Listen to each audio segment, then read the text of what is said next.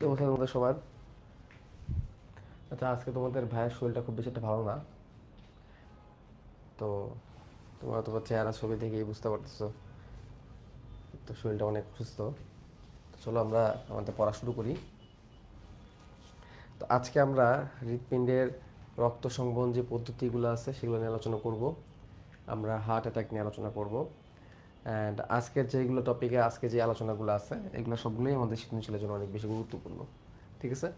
তাহলে তোমরা অনেকে বলতেছিলে ভাই দ্বিচাক্রিক সংবহন, তারপরে হৃৎপেশি, হৃৎপিণ্ড কেন অবসন্ন হয় না, এই টপিকগুলো আপনি কি পড়াবেন না বা এই টপিকগুলো কি লাগবে না? তো সেগুলোই আজকে আছে আমাদের আলোচনার মধ্যে। তো আজকে আমাদের প্রথম যে টপিকটা আজকে আমরা আলোচনা করতেছি সেটা হচ্ছে হৃৎপিণ্ডের দ্বিচাক্রিক সংবহন। দ্বিচাক্রিক সংবহন, দ্বিচক্র সংবহন। আমরা যারা রুই মাছ পড়ছি, রুই মাছ যারা পড়ছি তারা আমরা এটা জানি যে রুই মাছের যে রক্ত সংবহন পদ্ধতিটা এটা হচ্ছে এক চাক্রিক সংবহন। অর্থাৎ রুই মাছের হৃৎপিণ্ড দিয়ে রক্ত ঢোকে, কার্বন ডাইঅক্সাইড যুক্ত রক্ত ঢোকে এবং কার্বন ডাইঅক্সাইড যুক্ত রক্তই কিন্তু বের হয়ে আসে। ঠিক আছে? অক্সিজেন যুক্ত রক্ত কিন্তু রুই মাছের হৃৎপিণ্ডতে যায় না। এই কারণে রুই মাছের হৃৎপিণ্ডকে কিন্তু আমরা শিরা হৃৎপিণ্ডও কিন্তু বলি। তো সেম এরকমই একটা আলোচনা হচ্ছে রুই মাছের আহ, রুই মাছের না, মানুষের ক্ষেত্রে দ্বিচাক্রিক সংবহন। তো দ্বিচাক্রিক সংবহন মানে হচ্ছে যেখানে হৃৎপিণ্ড থেকে ফুসফুসে যাবে রক্ত এবং ফুসফুস থেকে আবার হার্টে আসবে এবং তারপরে হার্ট থেকে সারা দেহের মধ্যে ছড়ায় যাবে। অর্থাৎ একটা চক্র সম্পন্ন করার জন্যে হৃৎপিণ্ডকে বা এক ফোঁটা রক্তকে হৃৎপিণ্ডের মধ্যে দুইবার যাইতে হবে। অর্থাৎ একটা কথা আছে না যে এক ফোঁটা রক্ত সারা দেহ ঘুরে আবার একই জায়গায় আসতে বা হৃৎপিণ্ডে ফিরে আসতে সময় লাগে কতক্ষণ? সময় লাগে হচ্ছে 1 মিনিট বা 60 সেকেন্ড। তো এই ব্যাপারটা কিন্তু দ্বিচাক্রিকভাবে হয়, দুইটা চক্রে হয়। ঠিক আছে? তো দুইটা চক্র কেমন? যেমন ধরো এখানে যদি আমি একটু তোমাদেরকে দেখাই, এখানে যেটা আমাদের আছে ঊর্ধ্ব মহাশিরা, এই যে ঊর্ধ্ব মহাশিরা এবং নিম্ন মহাশিরা হয়ে হার্টে যে রক্তটা আসে, এই যে একবার হার্টে আসলো ঊর্ধ্ব মহাশিরা নিম্ন মহাশিরা হয়ে, তারপরে সেই রক্ত কিন্তু এইখান থেকে কোথায় যাবে? ফুসফুসে যাবে। এই দেখো, এই যে ফুসফুসে যাবে। তাহলে একবার হার্টে আসলো রক্ত, দেন ফুসফুস থেকে কিন্তু আবার হার্টে আসলো অক্সিজেন যুক্ত হয়ে, দেন হার্ট থেকে পরে সেটা আবার সারা দেহে চলে যাবে। তাহলে এক ফোঁটা রক্ত সারা দেহ থেকে হার্টে যে আবার ফুসফুসে যায় অক্সিজেন যুক্ত হওয়ার জন্য, ফুসফুস থেকে অক্সিজেন যুক্ত হয়ে আবার হার্টে আসে। তাহলে কয়বার হার্টে আসে? দুইবার হার্টে আসে। দেন সেটা পরে আবার সারা দেহে যায়। তো সারা দেহে ফিরে যাওয়ার জন্য হার্টকে রক্তটাকে দুইবার তার নিজের মধ্যে আনা লাগলো বা পাম্প করা লাগলো। সহজ কথায় পাম্প করতে হইলো। এক ফোঁটা রক্তকে আবার সারা শরীরের মধ্যে ফেরত দেওয়ার জন্য দুইবার পাম্প করা লাগছে। তাহলে এই যে যে ব্যাপারটা, এটাকে বলা হয় দ্বিচাক্রিক সংবহন। কি বলা হয়? দ্বিচাক্রিক সংবহন। তাহলে এই দ্বিচাক্রিক সংবহন যে ব্যাপারটা আছে এটা আমাদের সৃজনশীলের জন্য অনেক বেশি গুরুত্বপূর্ণ।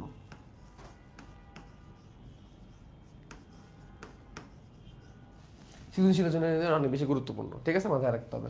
তাহলে মানুষের রক্ত সংবহন কি ধরনের? বদ্ধ ধরনের। এটা কিন্তু এমসিকিউতে আসতে পারে। মানুষের রক্ত সংবহন কি ধরনের? বদ্ধ ধরনের। বদ্ধ ধরনের রক্ত সংবহন তন্ত্র মানে কি? তোমরা যারা এই অধ্যায় পড়ার আগে প্রাণী বিভিন্নতা শ্রেণীবিন্যাস অধ্যায়টা পড়ে আসছো, প্রাণী বিভিন্ন শ্রেণীবিন্যাস অধ্যায়টা যারা পড়ছো তারা জানো বদ্ধ সংবহন মধ্যে সেই সংবহনকে বোঝানো হয় যেখানে রক্ত হৃৎপিণ্ড রক্তনালিকার ভিতর দিয়ে প্রবাহিত হয়। অর্থাৎ হৃৎপিণ্ড, ধমনী, শিরা, কৌশিক নালী, এগুলোর মধ্যে দিয়ে কিন্তু রক্তটা পরিবাহিত হয়।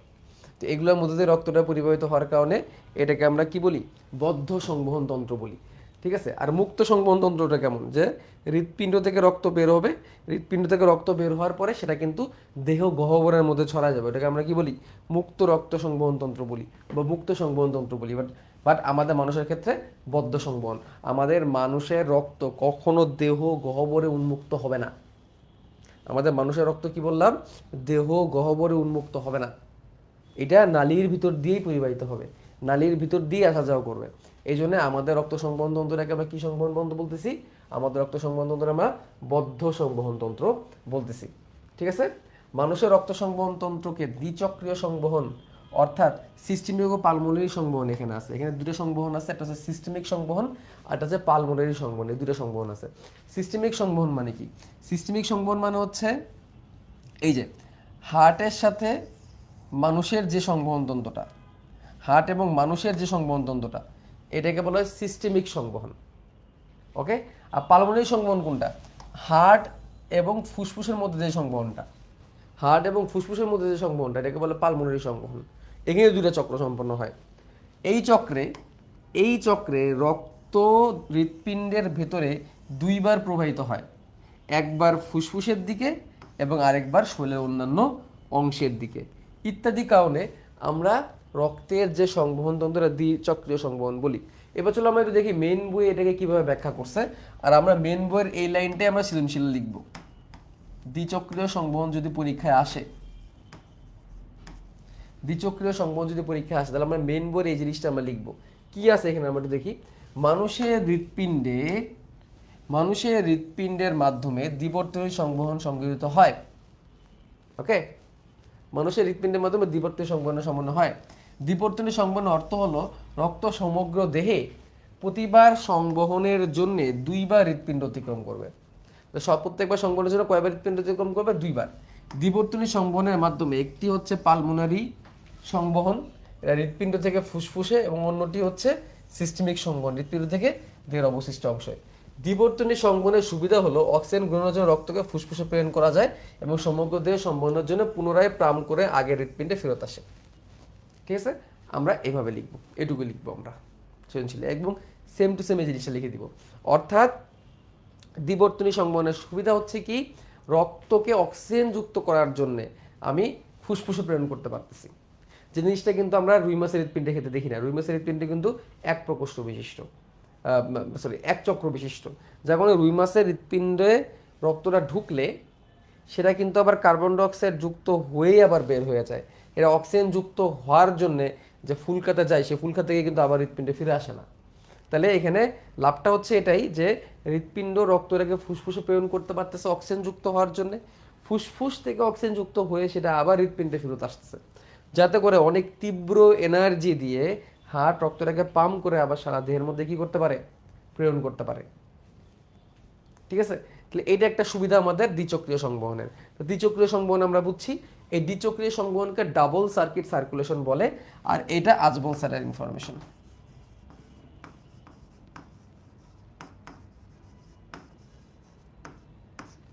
এটা আজমল স্যারের ইনফরমেশন, গাজী আজমল স্যারের ইনফরমেশন।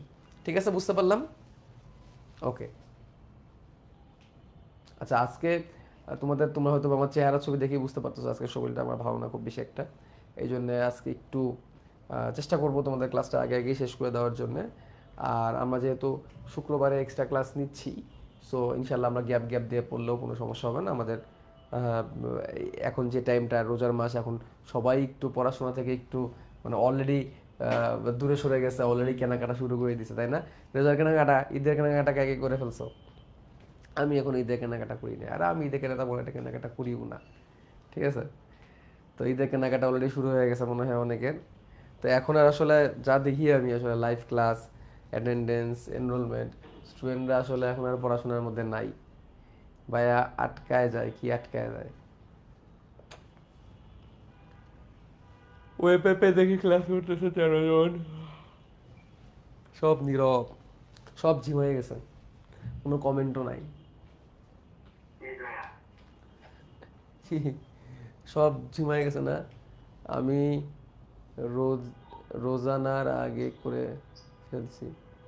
ঈদে কেনাকাটা করে কি হবে? হ্যাঁ এটা ঠিক, ঈদে কেনাকাটা করে কি হবে আসলে, আমি তো করি না। হ্যাঁ, ওয়ালাইকুম আসসালাম।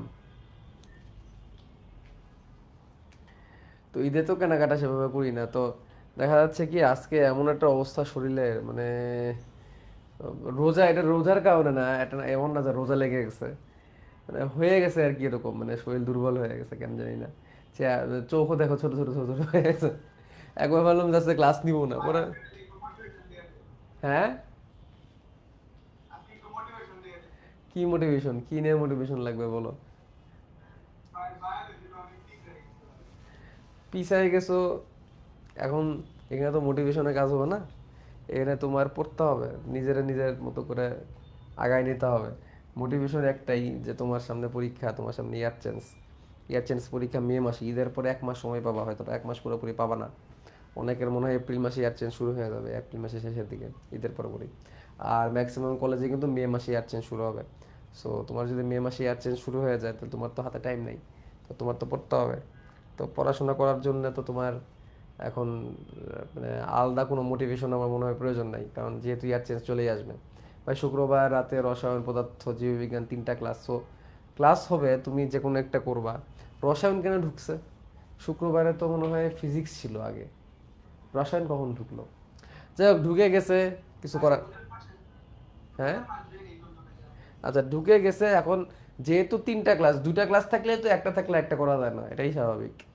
তো যেহেতু 3টা ক্লাস, একটা লাইভে করবা আর বাকি 2টা রেকর্ড করবা, ক্লাস শেষ হওয়ার পরে সেরি পর্যন্ত বসে বসে রেকর্ড করবা, কি করার আছে? ঠিক আছে। তো রোজার মাসে তো আমরা আসলে কেন বেশি বেশি ক্লাস নিচ্ছি, সামনে তো একটা বন্ধ যাবে, 7-8 দিনের একটা বন্ধ যাবে। 7-8 দিনের বন্ধে যে পিছনেটা হবে সেটা আমাদের ফিল আপ করে দেওয়ার জন্য আসলে এক্সট্রা ক্লাসগুলো নেওয়া। ঠিক আছে। তার মধ্যে দেখো এখন কিন্তু পড়া স্লো হয়ে গেছে অনেক বেশি।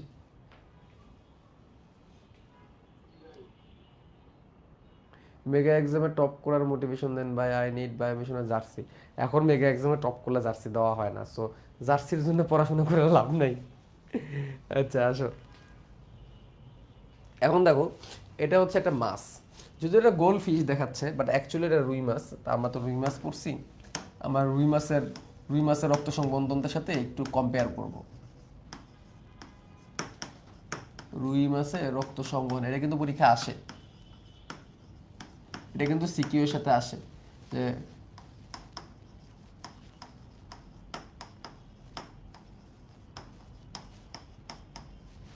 মানুষের রক্ত সংবহন ভার্সেস রুই মাছের রক্ত সংবহন, এটা কিন্তু সৃজনশীল পরীক্ষায় আসে। তো এখানে দেখো, রুই মাছের ক্ষেত্রে আমরা জানি রুই মাছের হচ্ছে শিরা হৃৎপিণ্ড। শিরা হৃৎপিণ্ড, তার মানে তার হৃৎপিণ্ডের 2টা প্রকোষ্ঠ, এই যে 2টা প্রকোষ্ঠ, এবার সাইনাস ভেনোসাসও থাকে, এদিকে বালবাস আর্টেরিওসাসও থাকে, ওটা গুরুত্বপূর্ণ না। তো অ্যাকচুয়ালি যেটা হয়, এটা যদি রুই মাছের হৃৎপিণ্ড হয়, তাহলে এটাকে চলো আমি অন্য কালার দিয়ে ফিল আপ করে দিই।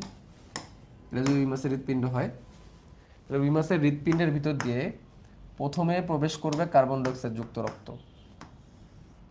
রুই মাছের হৃৎপিণ্ডের ভিতর দিয়ে প্রবেশ করবে প্রথমে কার্বন ডাইঅক্সাইড যুক্ত রক্ত। কার্বন ডাইঅক্সাইড যুক্ত রক্ত প্রবেশ করবে কোথা থেকে? সারা দেহ থেকে এসে, সারা দেহ থেকে এসে কার্বন ডাইঅক্সাইড রক্ত প্রবেশ করবে। এই যে দেখো, এগুলো হচ্ছে ক্যাপিলারি। ক্যাপিলারি মানে কি? কোষিক জালিকা, কোষিক জালিকা। দেন সব থেকে মজার বিষয় হচ্ছে, তার দেহ থেকে বেরো হয়ে যাবে কার্বন ডাইঅক্সাইড যুক্ত রক্ত। রুই মাছের হৃৎপিণ্ড থেকে বেরো হয়ে যাবে কার্বন ডাইঅক্সাইড যুক্ত রক্ত। তো রুই মাছের হৃৎপিণ্ড থেকে দেখো, একবার কার্বন ডাইঅক্সাইড যুক্ত রক্ত ঢুকলো এবং কার্বন ডাইঅক্সাইড হয়েই বের হইলো। এখানে কিন্তু কি হয় নাই, এখানে কিন্তু অক্সিজেন যুক্ত হয় না, এবং একবারই ঢুকছে একবারই বের হয়ে গেছে। রুই মাছের হৃৎপিণ্ড দিয়ে কিন্তু কখনো অক্সিজেন যুক্ত রক্ত সরবরাহ হয় না। এটা আঁকা লাগবে না, এটা তোমাদের রুই মাছের চ্যাপ্টারে আমি পড়াইছি অলরেডি, আঁকা লাগবে না, এটা বোঝো আগে। ঠিক আছে। দেন এই রক্তটা আবার কোথায় যাবে? গিলে। গিল কি? গিল হচ্ছে রুই মাছের ফুলকা, এরকম ফুলকায় যাবে, গিলে যাবে, ফুলকা। ফুলকাতে যাওয়ার পরে এই রক্ত এখানে আবার কোষিক জালিকায় ভাগ হবে, এখানে কোষিক জালিকায় ভাগ হবে, এখান থেকে অক্সিজেন যুক্ত হবে, এখান থেকে রক্ত অক্সিজেন যুক্ত হবে। অক্সিজেন যুক্ত হওয়ার পরে এই রক্ত রুই মাছের সারা দেহের মধ্যে কি হবে? পরে পরিবাহিত হবে। পরিবাহিত হয়ে আবার কার্বন ডাইঅক্সাইড যুক্ত হয়ে কোষিক জালিকায় বিভক্ত হয়ে আবার কোথায় পড়ে আসবে? আবার ফুসফুসে চলে আসবে, আমাদের হৃৎপিণ্ডে চলে আসবে, রুই মাছের হৃৎপিণ্ডে চলে আসবে। আমাদের রুই মাছের হৃৎপিণ্ড, আমাদের হৃৎপিণ্ডে তো আর এটা এরকম না। তাহলে এই হচ্ছে রুই মাছের হার্ট। এটা কিন্তু দ্বি প্রকোষ্ঠ বিশিষ্ট হার্ট। এখানে শুধুমাত্র কার্বন ডাইঅক্সাইড যুক্ত রক্ত প্রবেশ করছে, শুধুমাত্র কার্বন ডাইঅক্সাইড যুক্ত রক্ত প্রবেশ করছে, এবং সেই কার্বন ডাইঅক্সাইড যুক্ত রক্তই কিন্তু বের হয়ে আসছে, এবং এর চক্র হয়েছে কিন্তু একবারই। দেন এটা কোথায় গেছে? গিল মানে কি? ফুলকা। দেন এটা গিল, গিল মানে হচ্ছে ফুলকায় গেছে। ফুলকা থেকে এটা পরে কোথায় গেছে? দেহে গেছে। দেহে বা সিস্টেমিক সংবহনে গেছে। সিস্টেমিক সংবহন মানে কি? দেহের যে সংবহন, দেহের যে সংবহন, এটাকে সিস্টেমিক সংবহন বলে। সিস্টেমিক সংবহনে চলে গেছে, এই যে এটা সিস্টেমিক সংবহন। দেন এটা আবার কার্বন ডাইঅক্সাইড যুক্ত রক্ত নিয়ে হাঁটা গেছে। তাহলে রুই মাছের হৃৎপিণ্ড, এখানে যে আমরা যেটা আঁকাইছি যেটুকু, রুই মাছের হৃৎপিণ্ড, রুই মাছের হৃৎপিণ্ড শুধুমাত্র কি রক্ত সরবরাহ করতেছে? রুই মাছের হৃৎপিণ্ড শুধুমাত্র কিন্তু কার্বন ডাইঅক্সাইড যুক্ত রক্ত সরবরাহ করতেছে এবং এখানে কিন্তু একটা চক্র হয়েছে।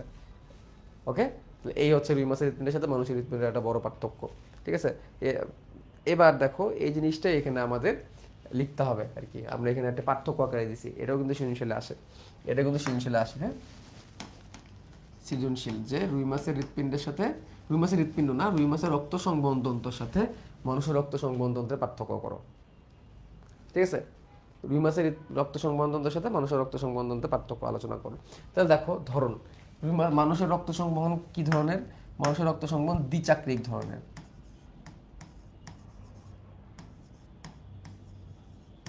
মানুষের রক্ত সংবহনতন্ত্র কি ধরনের? দ্বিচাক্রিক ধরনের। আর রুই মাছের রক্ত সংবহনতন্ত্র কেমন? এক চক্র, এক চক্র। মানুষের হৃৎপিণ্ড কয় প্রকোষ্ঠ বিশিষ্ট? 4 প্রকোষ্ঠ বিশিষ্ট। মানুষের হৃৎপিণ্ড কয় প্রকোষ্ঠ বিশিষ্ট? 4 প্রকোষ্ঠ বিশিষ্ট। ঠিক আছে, আর রুই মাছের হৃৎপিণ্ড কয় প্রকোষ্ঠ বিশিষ্ট? রুই মাছের হৃৎপিণ্ড কিন্তু 2 প্রকোষ্ঠ বিশিষ্ট। কয় প্রকোষ্ঠ বিশিষ্ট? 2 প্রকোষ্ঠ বিশিষ্ট। দেখো রক্তের অক্সিজেনের সংবহন মানুষের ক্ষেত্রে কি দেখো, রক্তের অক্সিজেনের সংবহনটা মানে কিভাবে হয়? রক্তের অক্সিজেন সংবহন মানে কি? রক্তের অক্সিজেন সংবহন মানে হচ্ছে রুই মাছের রক্তটা হার্টের মধ্যে কতটুকু অক্সিজেন নেয়। ঠিক আছে, তাহলে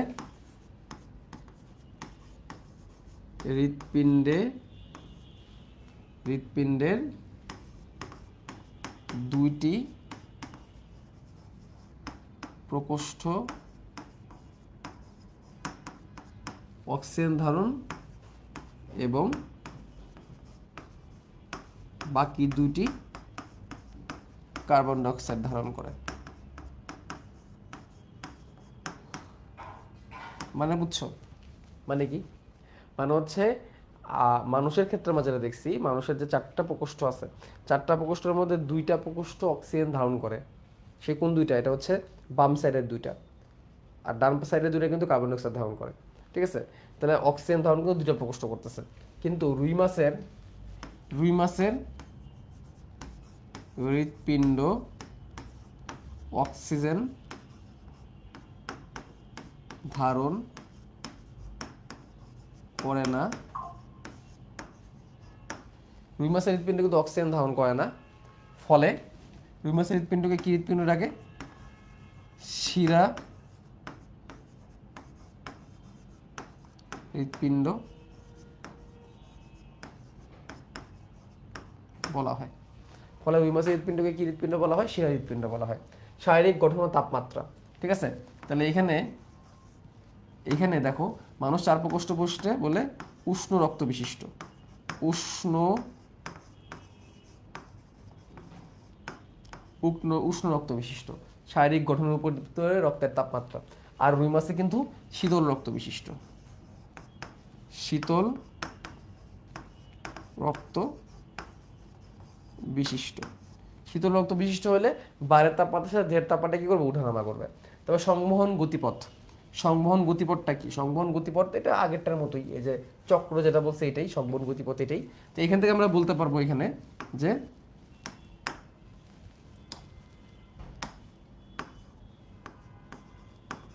হৃৎপিণ্ড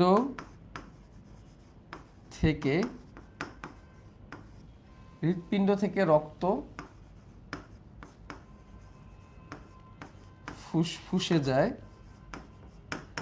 হৃৎপিণ্ড থেকে রক্ত ফুসফুসে যায়, ফুসফুস থেকে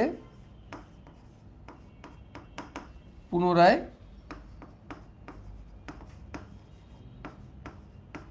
হৃৎপিণ্ডে আসে। এটা হচ্ছে একটা গতিপথ। আর এখানে কি হচ্ছে? সারা দেহ থেকে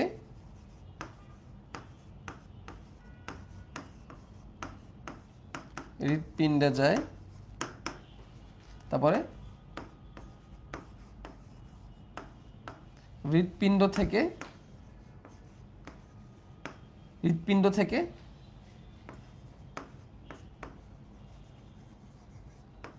ফুলকাতে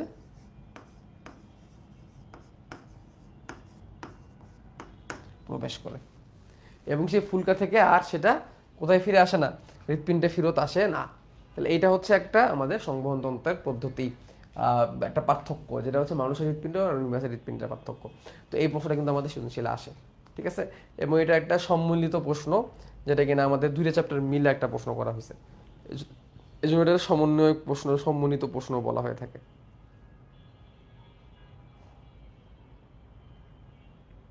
ওকে,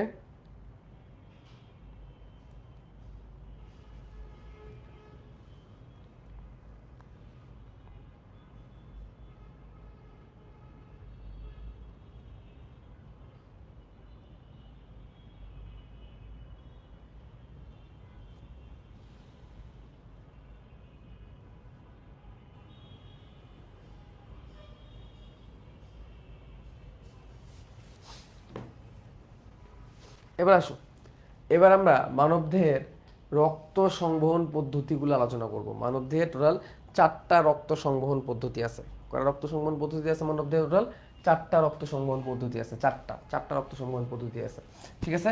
কি কিসের 4টা রক্ত সংবহন পদ্ধতি?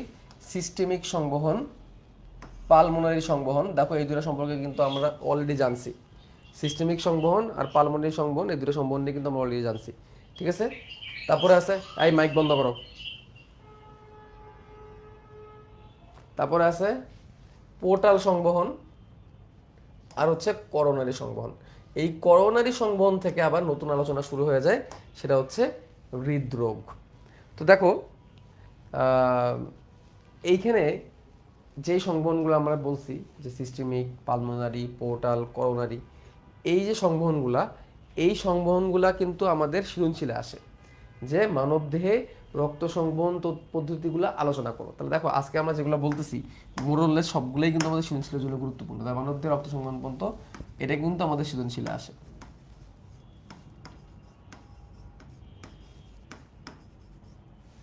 এটাও কিন্তু আমাদের সৃজনশীলে আসে, রক্ত সংবহন তন্ত্রগুলোর বর্ণনা, ঠিক আছে? এবং এটা অনেক বেশি আসে সৃজনশীলে।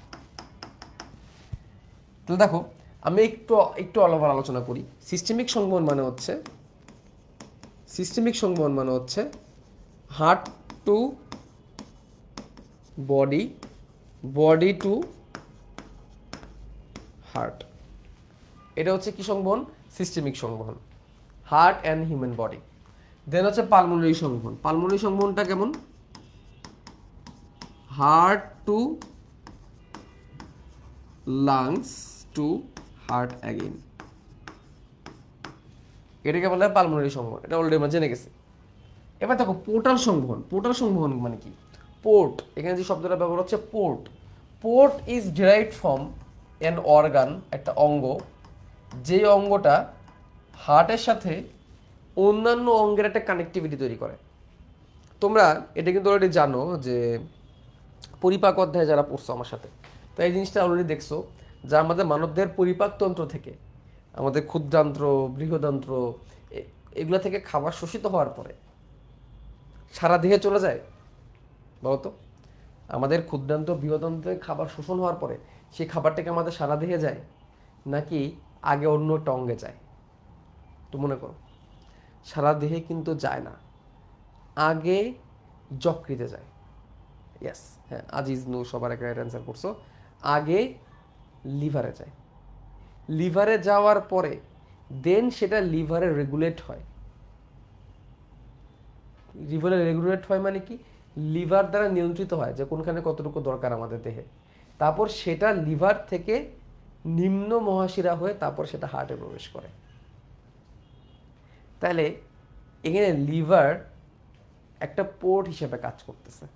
যেখানে লিভার শব্দটা আছে সেখানে এটাকে আমরা হেপাটিক শব্দটা ব্যবহার করি, হেপাটিক। তাহলে ওই যে ক্ষুদ্রান্ত্র, বৃহদান্ত্র, অগ্নাশয়, পাকস্থলী, এইসব জায়গা থেকে রক্ত নিয়ে আগে লিভারে যায় যে শিরা, এটার নাম হেপাটিক পোর্টাল শিরা। এই হেপাটিক পোর্টাল শিরা লিভারে নিয়ে যায়, তাই লিভার ঠিক করে কতটুকু হার্টের কাছে পাঠাইতে হবে রক্তের উপাদানগুলা। তাহলে এই জন্য এটাকে বলা হয় পোর্টাল সিস্টেম। এখানে লিভার একটা পোর্ট হিসেবে কাজ করতেছে। তাহলে এখানে আমরা বলতে পারি পৌষ্টিকতন্ত্রের থেকে, এখানে আমরা বলতে পারি পৌষ্টিকতন্ত্র থেকে একটা হেপাটিক পোর্টাল শিরা তৈরি হবে। হেপাটিক পোর্টাল শিরা তৈরি হবে। এই হেপাটিক পোর্টাল শিরা থেকে এটা চলে যাবে লিভারে বা যকৃতে, লিভার বা যকৃত থেকে তৈরি হবে একটা হেপাটিক শিরা, একটা হেপাটিক শিরা, দেন এটা নিম্ন মহাশিরা হয়ে হার্টে যাবে, দেন এটা নিম্ন মহাশিরা হয়ে হার্টে যাবে। তো এটা হচ্ছে হেপাটিক পোর্টাল সিস্টেম। তাহলে এখানে পোর্টাল সিস্টেমটার নাম হেপাটিক পোর্টাল সিস্টেম। এরকম আরেকটা পোর্টাল সিস্টেম আছে, সেটা হচ্ছে রেনাল পোর্টাল সিস্টেম। দেন নিচের অংশ থেকে রক্ত আগে কিডনিতে আসে, কিডনি থেকে দেন সেটা মানুষের দেহে যায়। আচ্ছা, এই যে পোর্টাল সিস্টেম থেকে একটা জিনিস তোমরা আবার এটা এই রুই মাছের রক্ত সম্বন্ধন দ্বারা মানুষের রক্ত সম্বন্ধন মধ্যে তুমি অ্যাড করতে পারতা। যেমন এখানে তুমি একটা পয়েন্ট অ্যাড করে দিতে পারো, সেটা হচ্ছে মানুষের রক্ত সংবহনতন্ত্রে শুধুমাত্র হেপাটিক সংবহনতন্ত্র দেখা যায়, শুধুমাত্র হেপাটিক পোর্টাল তন্ত্র দেখা যায়। কিন্তু রুই মাছের রক্ত সংবহনতন্ত্রের মধ্যে তুমি হেপাটিক পোর্টালও পাবা, আরেকটা কি পাবা বলো তো, প্লাস রেনাল পোর্টালও পাবা।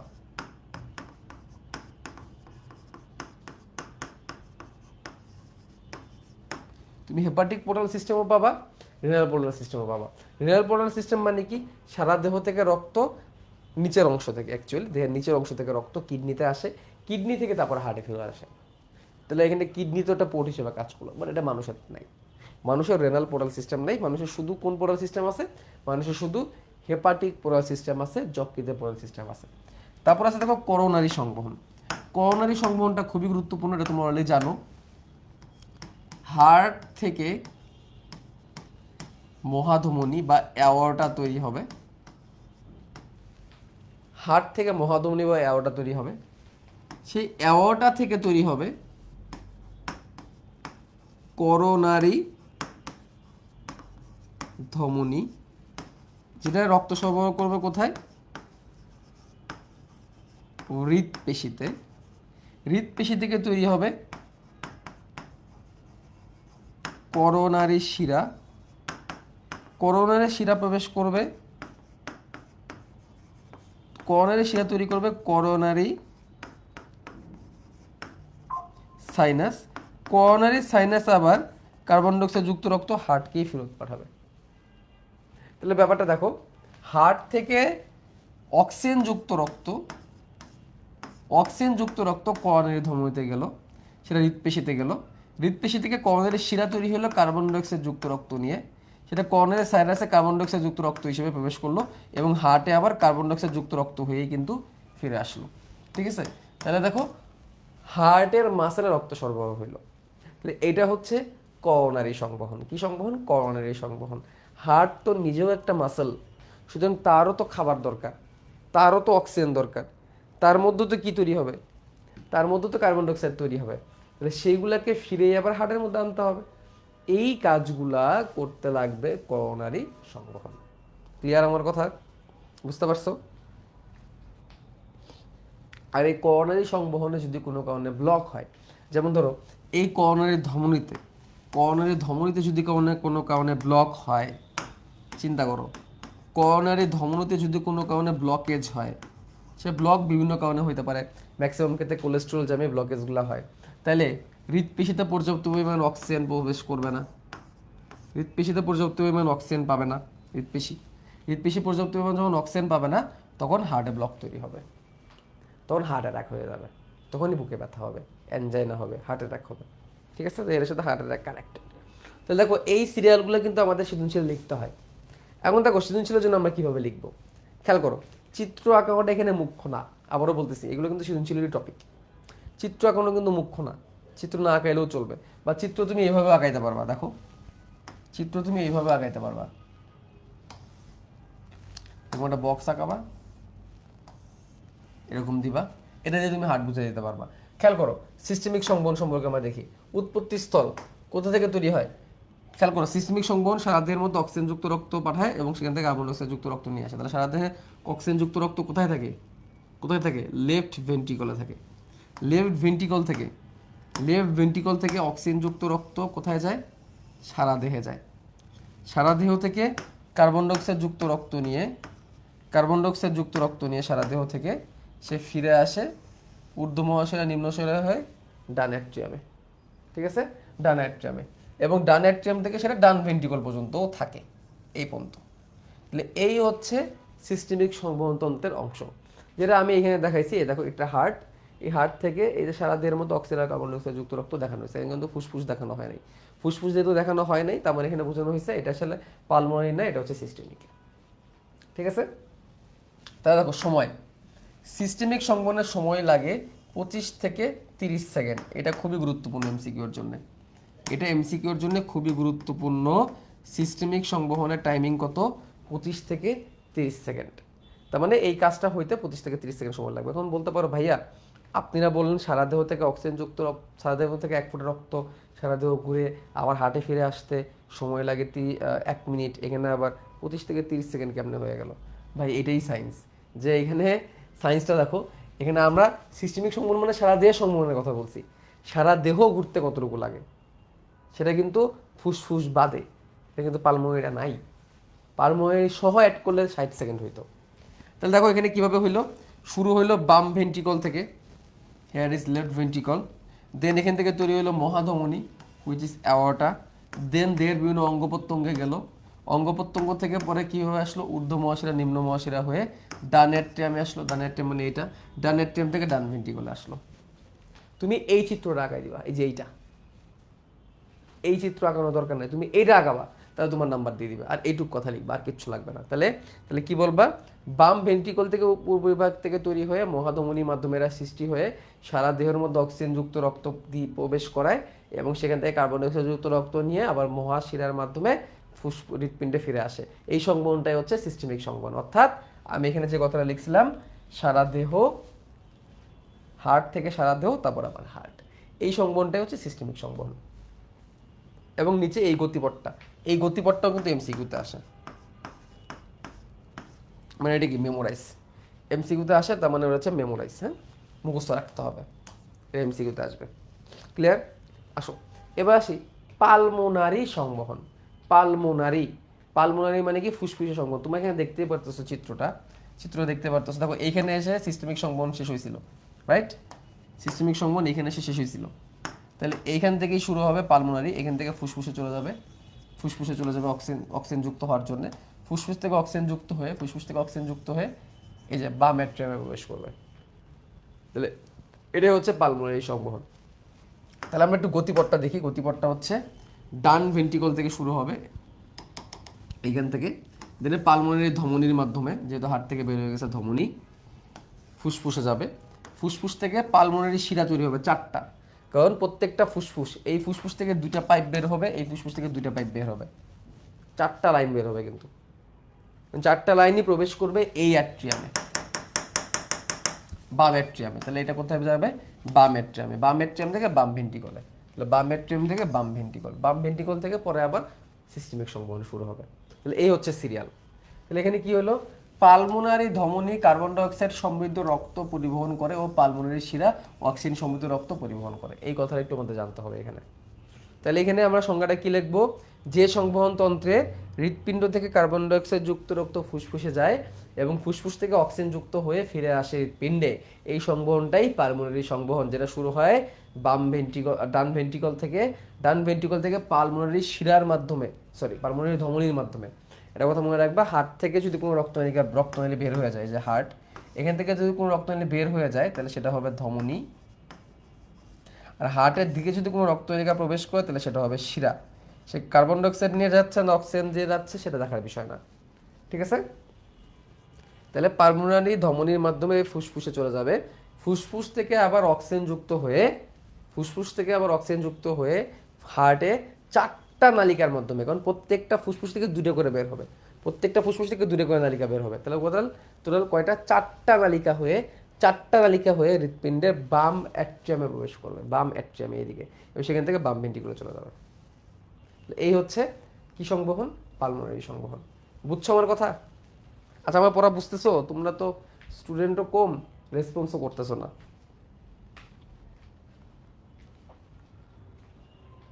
বলো তো বুঝছো কিনা আমার কথা?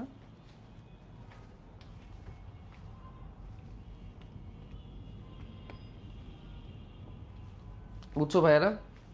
ওকে, বুঝলে আলহামদুলিল্লাহ।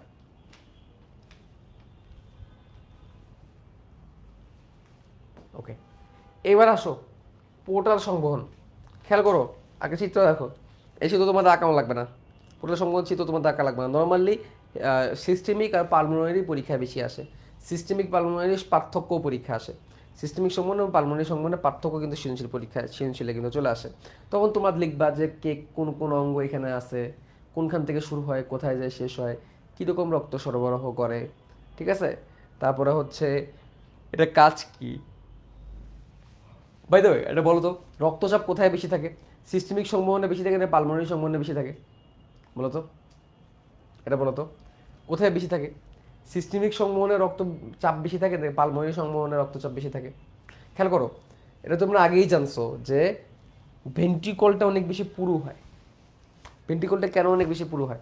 কারণ ভেন্ট্রিকল থেকে অনেক বেশি চাপ দিয়ে রক্ত বের করতে হয়, রাইট?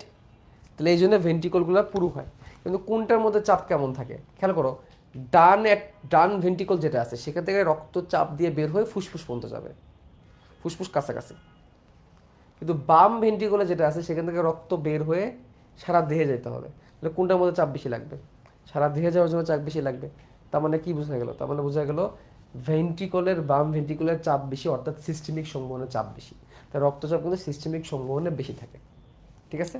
তাহলে এটাও কিন্তু একটা পার্থক্যের মধ্যে কিন্তু পড়বে, ঠিক আছে। আসো দেখো, এখানে তো আমরা একটু রিডিং পড়ি আগে। রিডিং: কোনো অঙ্গের কৌশিক জালিকা থেকে উৎপন্ন শিরা হৃৎপিণ্ডের দিকে অগ্রসর হওয়ার পথে অন্য একটি মাধ্যমিক অঙ্গে প্রবেশ করে এবং সেখানে পুনরায় জালিকায় বিভক্ত হয়, এই ধরনের রক্ত সংবহনকে পোর্টাল সংবহন বলে। যদি সংজ্ঞা আসে তাহলে তোমরা এটা লিখবা।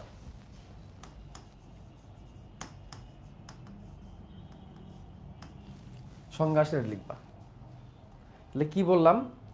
যে কোনো অঙ্গ থেকে রক্তনালিকা হৃৎপিণ্ডের দিকে যাওয়ার পথে সেটা যদি অন্য কোনো একটা অঙ্গে প্রবেশ করে এবং সেখানে যে যদি আবার কৌশিক জালিকায় বিভক্ত হয়, তো সেখান থেকে পরে আবার হার্টে ফেরত যায়, তাহলে এই যে যে সংবহন এটাকে বলা হবে পোর্টাল সংবহন। মেরুদণ্ডী প্রাণীতে দুই ধরনের সংবহন দেখা যায়। একটা হচ্ছে যকৃৎ বা হেপাটিক সংবহন, আর একটা হচ্ছে বৃক্কীয় বা রেনাল পোর্টাল সিস্টেম, ঠিক আছে। তবে রেনাল পোর্টাল সিস্টেমটা মানুষের ক্ষেত্রে এবং স্তন্যপায়ীর ক্ষেত্রে অনুপস্থিত। এটা উপস্থিত কাদের ক্ষেত্রে? এদের উপস্থিতি কাদের ক্ষেত্রে দেখা যায়?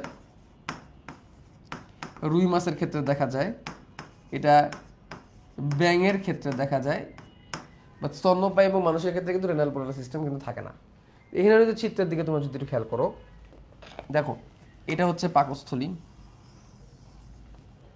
তারপরে যে ক্ষুদ্রান্ত, নিচে এই যে বৃহদন্ত দেখানো হয়েছে, ওকে। এইসব জায়গা থেকে তোমরা হয়তো দেখতে পারতেছো এই যে নীল নীল যে রক্তনালিকাগুলা, এইগুলাই তো শিরা। শিরা এ দেখো ক্ষুদ্রান্ত থেকে খাবার নিচ্ছে, নিয়ে একসাথে মিলিত হয়েছে, মিলিত হয়ে যেটা তৈরি করছে এটার নাম হচ্ছে হেপাটিক পোর্টাল শিরা। হেপাটিক পোর্টাল শিরা, হেপাটিক পোর্টাল। তার মানে এইসব জায়গা থেকে রক্তগুলা হার্টে ফেরত যাবে না, আগে আগে লিভারে যাবে। লিভারে যেয়ে দেখো আবার কোষিক জালিকায় ভাগ হয়েছে, এই যে দেখছো, লিভারে যেয়ে কিন্তু আবার কোষিক জালিকায় বিভক্ত হয়েছে এবং সেইখান থেকে যতটুকু লিভারে জমা রাখা দরকার লিভারে জমা রাখছে এবং বাকিটুকু নিয়ে আবার তৈরি করছে হেপাটিক শিরা। কি তৈরি করছে? হেপাটিক শিরা। যে হেপাটিক শিরা, যে হেপাটিক শিরা, এই হেপাটিক শিরা নিম্ন মহাশিরার মাধ্যমে হৃৎপিণ্ডের ডান অ্যাট্রিয়ামে প্রবেশ করছে। নিম্ন মহাশিরার মাধ্যমে হৃৎপিণ্ডের ডান অ্যাট্রিয়ামে প্রবেশ করছে। তাহলে এই যে তন্ত্র, এই যে সিস্টেমটা, এটাকে আমরা কি সিস্টেম বলবো? হেপাটিক পোর্টাল সিস্টেম বলবো। এখানে একটা পোর্ট তৈরি হয়েছে লিভারের সাথে কানেক্ট করার জন্য। এটা কি তৈরি হয়েছে? পোর্ট তৈরি হয়েছে, এই জন্য এটাকে আমরা হেপাটিক পোর্টাল সিস্টেম বলি, ঠিক আছে। তাহলে এইটার সিরিয়ালটা তাহলে কোথা থেকে কোথায়? আমরা যে এখান থেকে দেখি একটু, এটা এটা বইয়ের লাইন, এটা কিন্তু বইয়ের লাইন, হ্যাঁ। খেয়াল করো, পাকস্থলী, ক্ষুদ্রান্ত্র, অগ্নাশয়, বৃহদান্ত্র, প্লীহা, এইগুলা থেকে কৌশিক জালিকার মাধ্যমে রক্ত হেপাটিক পোর্টাল শিরার ভিতর দিয়ে যকৃতের দিকে পরিবাহিত হওয়াকে হেপাটিক পোর্টাল সংবহন বলে। যকৃতে পৌঁছে হেপাটিক পোর্টাল শিরা পুনরায় কৌশিক জালিকায় বিভক্ত হয়। এইসব কৌশিক জালিকা পরে একত্রিত হয়ে হেপাটিক শিরা গঠন করে এবং ইনফিরিয়র ভেনা কাভা বা নিম্ন মহাশিরার মাধ্যমে হৃৎপিণ্ডে পৌঁছায়।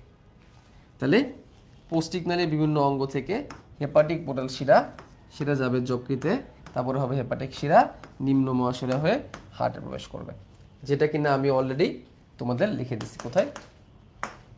এখানে। তাহলে দেখো কি হইলো, পৌষ্টিক তন্ত্র থেকে হেপাটিক পোর্টাল শিরা যাবে লিভারে, সেখান থেকে পাবে হেপাটিক শিরা, নিম্ন মহাশিরা হয়ে হাড়ে ফেরত যাবে। সেম জিনিসটাই এটা লিখছে। তো এটাই তোমরা যদি কখনো হেপাটিক পোর্টাল সিস্টেম সৃজনশীলে আসে, সৃজনশীলে কিন্তু আসে হেপাটিক পোর্টাল সিস্টেম ব্যাখ্যা করো, তাহলে তোমরা এটা লিখবা। এবং সৃজনশীলটা কত আসে? সৃজনশীলটা অনুধাবনেই বেশি আসে, সৃজনশীলটা অনুধাবনেই বেশি আসে। কিন্তু যদি কোনো কারণে সৃজনশীলের রিটেনে মানে প্রয়োগের উচ্চতর দক্ষতা চলে আসে, তখন ভেজালটা হয়ে যায়। তখন আমাদের একটু কষ্ট করে আর কি চিত্র আঁকাইতে হয়, তখন ভেজালটা হয়ে যায় কিন্তু। হ্যাঁ, তখন আমাদের চিত্র আঁকাইতে হয়। তখন আমার চিত্রটা কেমন আঁকাবো? এভাবে করে একটা পাকস্থলী দিয়ে দিব, পাকস্থলী দেওয়ার পরে ক্ষুদ্রান্ত দিব, ক্ষুদ্রান্ত দেওয়ার পরে আমরা অগ্নাশয় দিব, একটু ছাড়া ছাড়া করেই দিব, সমস্যা নাই।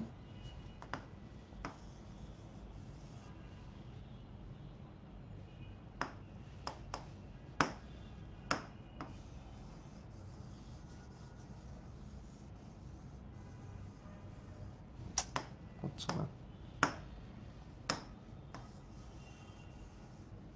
এই অগ্নাশয় দিয়ে দিলাম, এটা হচ্ছে অগ্নাশয়। অগ্নাশয় দেওয়ার পরে দেন আমরা হচ্ছে ক্ষুদ্রান্তের অংশগুলো আঁকাবো। ক্ষুদ্রান্তের অংশগুলো আমরা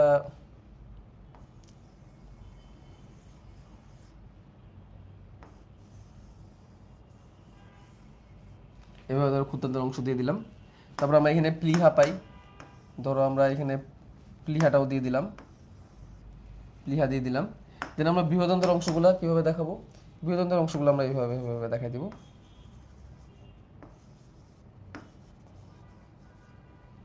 ঠিক আছে,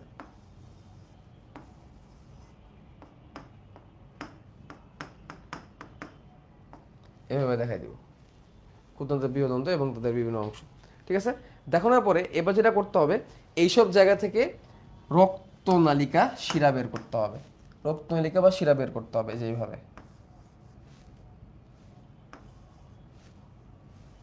বের করলাম,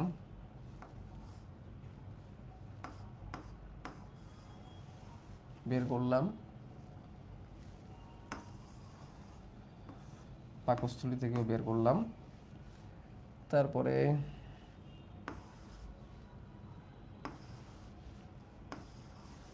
এখান থেকে বের করলাম, বের করে সবগুলোকে একসাথে মিলিত করে দিলাম। মিলিত করে দিয়ে এখানে একটা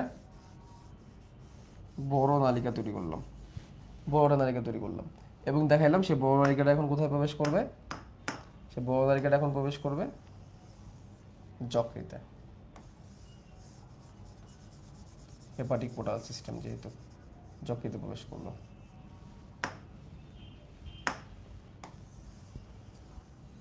যকৃতে প্রবেশ করলো, যকৃতে প্রবেশ করার পরে এই যে প্রবেশ করলো, এটা হচ্ছে hepatic portal system, hepatic portal system. ঠিক আছে, হেপাটিক পোর্টাল তন্ত্র, তন্ত্র না নালী। তারপরে এখান থেকে আবার এটা হেপাটিক শিরা তৈরি করবে। হেপাটিক শিরা তৈরি করার পরে আমরা এখানে আগাই দেব হার্টকে,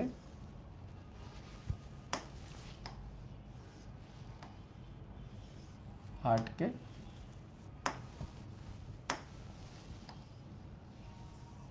হার্টকে হার্টের পরে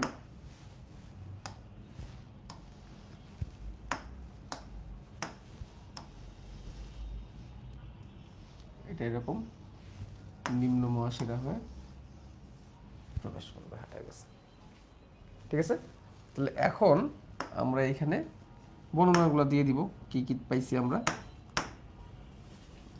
এটার নাম দিব হচ্ছে, এটার নাম দিব হচ্ছে কি শিরা? হেপাটিক পোর্টাল শিরা, হেপাটিক পোর্টাল ভেইন বা হেপাটিক পোর্টাল শিরা। এটাকে বলবো আমরা হেপাটিক বা লিভার, এটাকে আমরা কি বলবো? লিভার।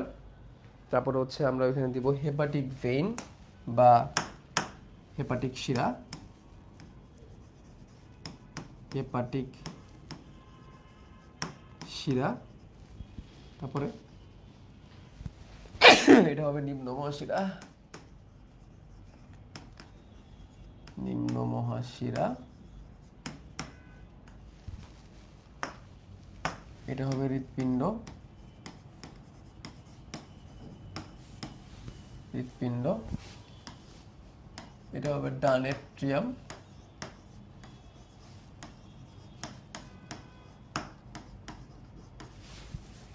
দেন এইখানে তোমরা এগুলাকে যতটুকু পারো বলে দিবা।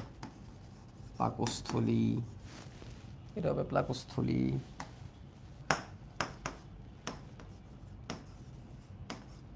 প্লীহা,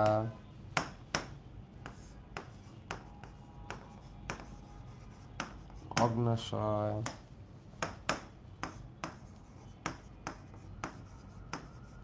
ক্ষুদ্রান্ত্র,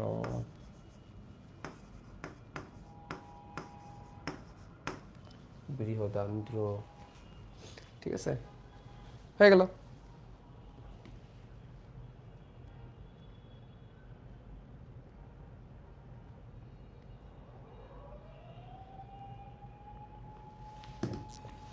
তাহলে এই হচ্ছে আমাদের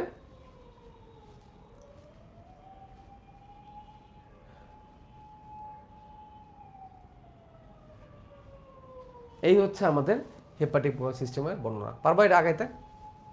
আগাইতে পারবা না? এটা অত কঠিন না কিন্তু, জাস্ট তুমি তোমার মতো করে, হ্যাঁ একটু দেখে মনে হইতেছে কঠিন, দেখে তো কঠিন মনে হবেই, কারণ চিত্রটা তো ছোট না, বাট তুমি চাইলে কয়েকবার প্র্যাকটিস করে কিন্তু আগাইতে পারবা। পরিপাকতন্ত্র চিত্র তুমি যদি পারো তাহলে এটা তুমি আরামসে পারবা। নিচে লিখে দিবা হেপাটিক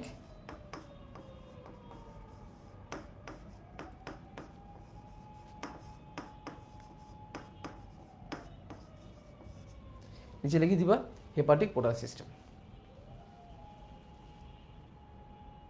ওকে,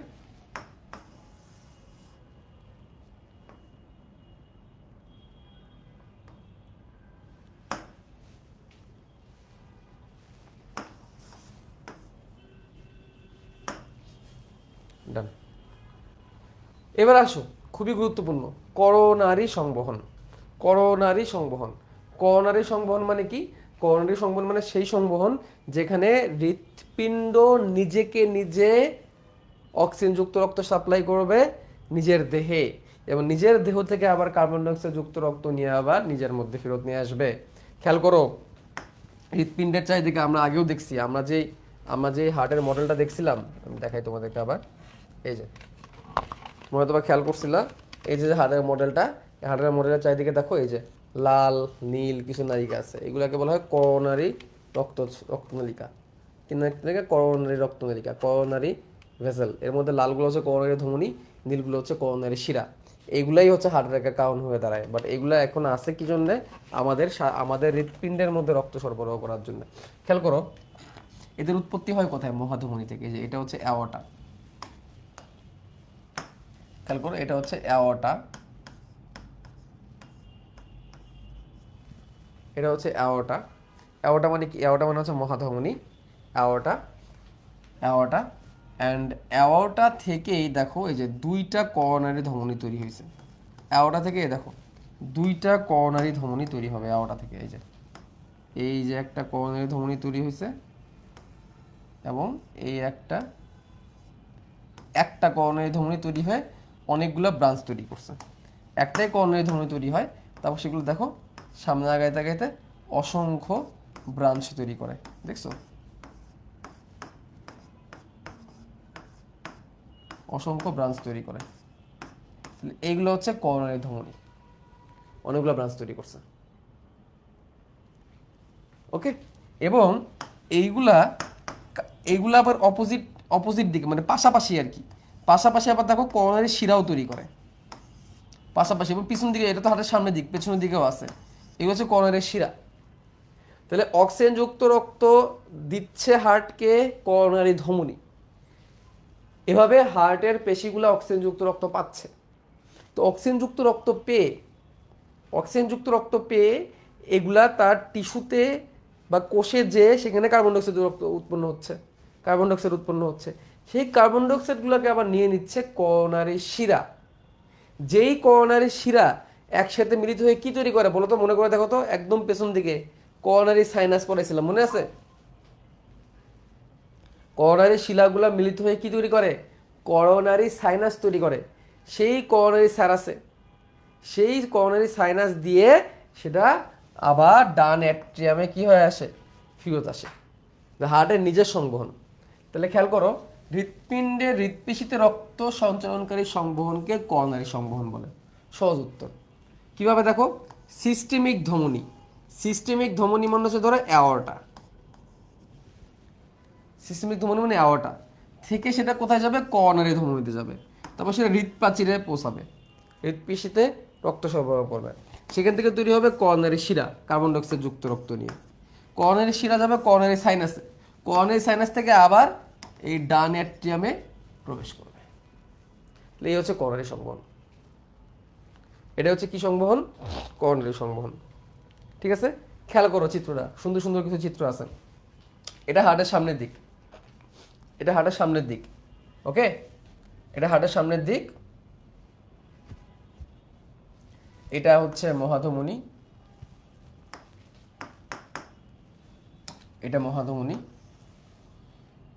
কেমনে বুঝলাম এটা মহাধমনী, কেমনে বুঝলাম এটা মহাধমনী? ইটস এ গুড কোশ্চেন, যে কেমনে বুঝলাম এটা মহাধমনী।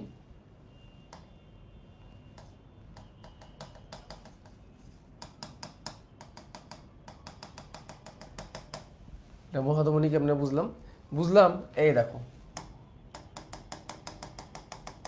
এই যে এই গতিপথটা এইভাবে গেছে, আর এইটা হচ্ছে দেখো, এটা তো ভেন্ট্রিকল, ভেন্ট্রিকল থেকে বের হয়েছে, ভেন্ট্রিকল থেকে বের হচ্ছে, তার মানে এটা ফুসফুসে যাবে, ভেন্ট্রিকল থেকে বের হচ্ছে, তার মানে এটা ফুসফুসে যাবে। তাহলে এটা হচ্ছে মহাধমনী। এবং দেখো আরো একটা ব্যাপার খেয়াল করো, মহাধমনী থেকে কিন্তু এই যে দেখো, এই যে ব্রাঞ্চটা বের হয়েছে, খেয়াল করছো, মহাধমনী থেকেই ব্রাঞ্চটা বের হবে, কার, করোনারি ধমনীর।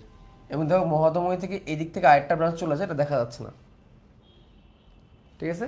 তাহলে মহাধমনী থেকে যে করোনারি ধমনী বের হয়েছে, এবং পাশাপাশি দেখো করোনারি শিরা, যে নীল নীল নীল নীল যেগুলা, এগুলো হচ্ছে করোনারি শিরা, নীল নীলগুলো হচ্ছে করোনারি শিরা। এটা হার্টের সামনের দিক। ঠিক হার্টের পেছন দিকে খেয়াল করো, পেছন দিকে খেয়াল করো, এটা কিন্তু হার্টকে পেছন দিক থেকে দেখতেছি, পেছন দিক থেকে দেখলে এটা হয়ে যাবে বাম, এটা হয়ে যাবে ডান, ঠিক আছে। তাহলে দেখো এই যে মোটা,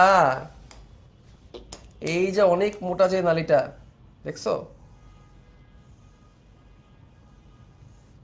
অনেক মোটা যে নালীটা, এটাই হচ্ছে করোনারি সাইনাস, এটাই হচ্ছে করোনারি সাইনাস।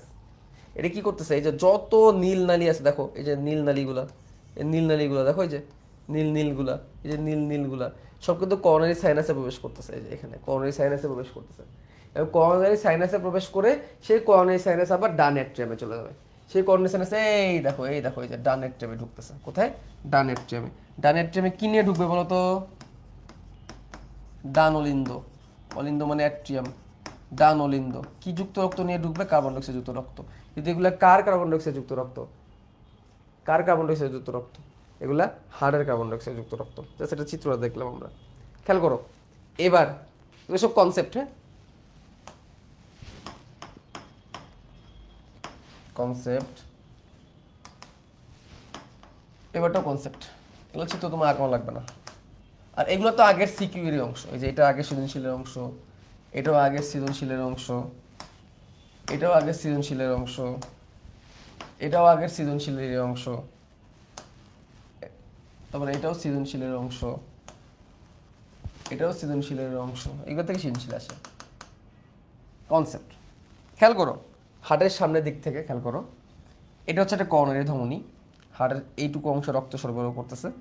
এই করোনারি ধমনীর ভিতরে জুম করে দেখা গেল, এই জায়গাটায় করোনারি ধমনীর ভিতরে জুম করে দেখা গেল, এই জায়গাটা রক্তনালীর ভিতরে হলুদ হলুদ কিছু খেয়াল করতেছো তোমরা, দেখো তো হলুদ হলুদ কিছু খেয়াল করতেছো, এটা হচ্ছে ব্লক, এটাকে করোনারি অ্যাথেরোমা বলে, এই ব্লক তৈরি হওয়াকে করোনারি অ্যাথেরোমা, বা এটা আরেকটার নাম হচ্ছে প্লাক, অনেকগুলো নামে ডাকে, এটাকে প্লাক নামে ডাকে, করোনারি অ্যাথেরোমা নামে ডাকে, ঠিক আছে। তাহলে এটাকে বলা হয় প্লাক, আমি আপাতত প্লাক লিখলাম, plaque, plaque, plaque, PLAQEB, plaque, plaque. এবং এই প্লাক সৃষ্টি হওয়ার প্রক্রিয়াকে বলা হয় coronary atheroma, coronary atheroma, atheroma, plaque সৃষ্টি হওয়ার প্রক্রিয়াকে বলা হয় করোনারি অ্যাথেরোমা। এই প্রক্রিয়াতে কি হয়, করোনারি ধমনীতে এরকম একটা ব্লকেজের মতো তৈরি হয়, এবং এই ব্লকেজের ফলে কি হচ্ছে দেখো, তোমার কি একটা জিনিস খেয়াল করতেছো, এইটুকু জায়গায় কি হয়েছে, কিছু খেয়াল করছো এইটুকু জায়গায়, এই জায়গাটুকুকে কিছু কি একটু অ্যাবনর্মাল লাগতেছে কি এই জায়গাটুকু দেখতে, এই জায়গাগুলো দেখতে দেখো তো একটু কি অ্যাবনর্মাল লাগতেছে? তাহলে প্লাক জমলো। প্লাক কি দিয়ে তৈরি হয়? কোলেস্টেরল জমে, বিভিন্ন রকমের খনিজ জমে, বেশিরভাগ ক্ষেত্রে কোলেস্টেরল জমে এটা হয়। তো এই যে যে জায়গাটা কালচে হয়ে আছে, এই কালচে ভাবটা দেখো এখানে আরো বাড়ছে, দেখছো সময়ের সাথে সাথে কালচে ভাবটা কিন্তু বেড়ে গেছে। তাহলে অ্যাকচুয়ালি কালচে ভাবটা কি? এইখানে ব্লক হওয়ার কারণে এই করোনারি ধমনির কাজ কি ছিল? রক্ত সরবরাহ করা, অক্সিজেন যুক্ত। এই জায়গাটার মধ্যে পর্যাপ্ত পরিমাণ অক্সিজেন যুক্ত রক্ত সম্ভব হচ্ছে না, এটা রক্ত জমাট না, রক্ত এখনো জমে নাই, এটাকে রক্ত জমাট বাদলে ভুল হবে। এটা বেসিক্যালি দেখানো হয়েছে কি, যে পর্যাপ্ত পরিমাণ রক্তের অভাবে, পর্যাপ্ত পরিমাণ রক্ত প্রবাহের অভাবে, কেন রক্ত প্রবাহ পর্যাপ্ত পরিমাণ হয় নাই? এই যে ব্লক হয়েছে, এই জায়গার টিস্যুগুলো মারা যাচ্ছে, এই জায়গার টিস্যুগুলো কি হচ্ছে? মারা যাচ্ছে। তো টিস্যুগুলা মারা যে ওই জায়গাটা এরকম কালচে হয়ে গেছে। এবং প্রাথমিক অবস্থায় যখন পর্যাপ্ত পরিমাণ রক্ত যেতে পারবে না, তখন বুকে ব্যথা শুরু হবে। কি হবে? প্রাথমিক অবস্থায় যখন পর্যাপ্ত পরিমাণ রক্ত যাবে না, তখন শুরু হবে বুকে ব্যথা, তখন শুরু হবে বুকে ব্যথা বা চেস্ট পেইন। এটাকে ডাকা হবে অ্যানজাইনা নামে। এটাকে কি নামে রাখা হবে? অ্যানজাইনা নামে। বুকে ব্যথা বা চেস্ট পেন বা অ্যানজাইনা কি কারণে হইলো? করোনারি অ্যাথেরোমা বা প্লাক জমার কারণে। ঠিক আছে, এবার দেখো এটারও এক্সটেন্সিভ পর্যায়ে চলে যাবে। এক্সটেন্সিভ পর্যায়েটা কি খেয়াল করো? করোনারি অ্যাথেরোমা বা প্লাক জমছে, এই যে করোনারি ধমনী, যার কাজ ছিল এইটুকু সহ, মানে এই পাশের এই টিস্যুগুলোর মধ্যে রক্ত সরবরাহ করা, এই যে এই যেমন এইটা এইটুকু টিস্যুর মধ্যে রক্ত সরবরাহ করবে। তারপরে ধরো এই যে এইখানে আছে, এরা এরা এই আনুষঙ্গিক জায়গাগুলো টিস্যুতে রক্ত সরবরাহ করবে। এখন ধরো এইখানে একটা ব্লক হয়েছিল প্রথমে, তাহলে এই জায়গাটা তখন মারা যাচ্ছে টিস্যুগুলো, এই যে ড্যামেজড টিস্যু, টিস্যু মারা যাচ্ছে। এখন দেখো প্রাথমিক অবস্থায় কি ছিল খেয়াল করো। প্রাথমিক অবস্থায় ব্যাপারটা ছিল, এ হচ্ছে একটা রক্তনালিকা,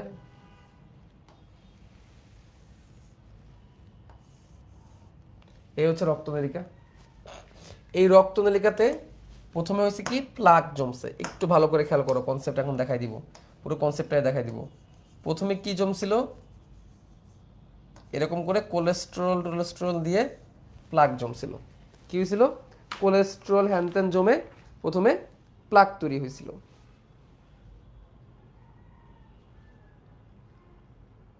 কোলেস্টেরল, লিপিড এগুলো জমে প্লাক তৈরি হয়েছিল। ঠিক আছে, এটাকে অ্যাথারোস্ক্লেরোসিস, অ্যাথারোস্ক্লেরোসিসও বলে। ঠিক আছে, প্লাক জমছিল। তাহলে এই প্লাকটাকে নামকরণ করি, এটাকে আমরা কি বলছি? এটাকে আমরা বলছি প্লাক, প্লাক বা এটাকে অ্যাথেরোস্ক্লেরোসিসও বলা হয়।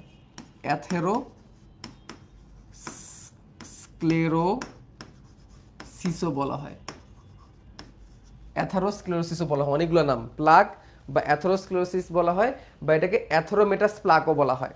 কি বলা হয়? অ্যাথেরোমেটাস প্লাগও বলা হয়। ঠিক আছে, তো এই প্লাক জমছে, এটা আসলে অ্যাকচুয়ালি কি কি?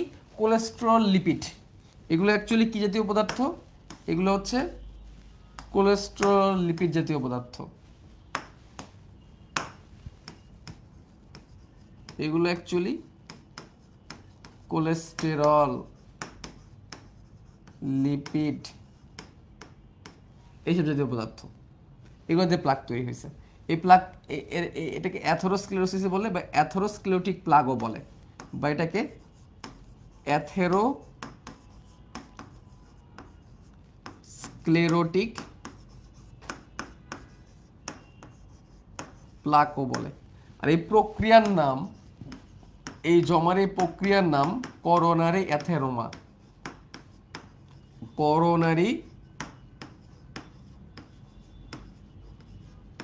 অ্যাথেরোমা, এই প্রক্রিয়ার নাম হচ্ছে করোনারি অ্যাথেরোমা। তো এই পর্যন্ত প্লাক হইছে আমাদের, বুকে ব্যথা হবে এই পর্যায়ে, এটাকে আমরা অ্যানজাইনা বলি, বুকে ব্যথা এই পর্যন্ত হচ্ছে বুকে ব্যথা। কিন্তু হঠাৎ করে দেখো এই প্লাকের মধ্যে যে প্রবলেমটা হয়, দেখো এখানে একটা কথা লিখছে ব্লাড ক্লট, খেয়াল করছো? ব্লাড ক্লট লিখছে এই জায়গাটায়, এই যে এই জায়গাটায় ব্লাড ক্লট। ঘটনাটা কি ঘটবে, এই জায়গায় এই জায়গায় রক্তনলিকা এসে জমতে থাকবে, এই জায়গায় রক্তকণিকা এসে জমতে থাকবে, রক্তকণিকা, এবং পাশাপাশি অনুচক্রিকাও আসবে, জমে এই জায়গাটায় হঠাৎ করে এই যে প্লাগ ভেঙে যাবে। প্লাগ তো প্রথমে শক্ত হয়েছেই, প্লাগ ভেঙে এই জায়গায় রক্ত জমে একদম একটা ব্লক তৈরি করে দিবে, রক্ত জমে একটা ব্লক তৈরি করে দিবে, রক্ত জমে একটা ব্লক তৈরি করে দিবে। রক্ত জমে যখন এই ব্লকটা তৈরি হবে তখনই সেটা হয়ে যাবে হার্ট অ্যাটাক। যখন পুরোপুরি ব্লক তৈরি করে ফেলবে, যখন পুরোপুরি বন্ধ হয়ে যাবে, তখনই এটাকে বলা হবে হার্ট অ্যাটাক। ঠিক আছে? এবং এই প্রক্রিয়ার ফলে হার্টের এই জায়গার টিস্যুগুলো দেখো কেমনে মারা যাচ্ছে, দেখছো? পর্যাপ্ত পরিমাণ অক্সিজেনের অভাবে মারা যাচ্ছে। তাহলে এই জায়গার টিস্যুগুলা পর্যাপ্ত অক্সিজেনের অভাবে, পর্যাপ্ত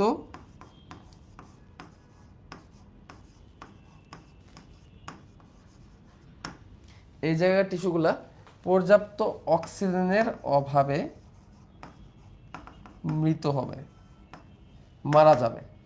পর্যাপ্ত অক্সিজেনের অভাবে মারা যায়। এই প্রক্রিয়াটাকে বলা হয় মায়োকার্ডিয়াল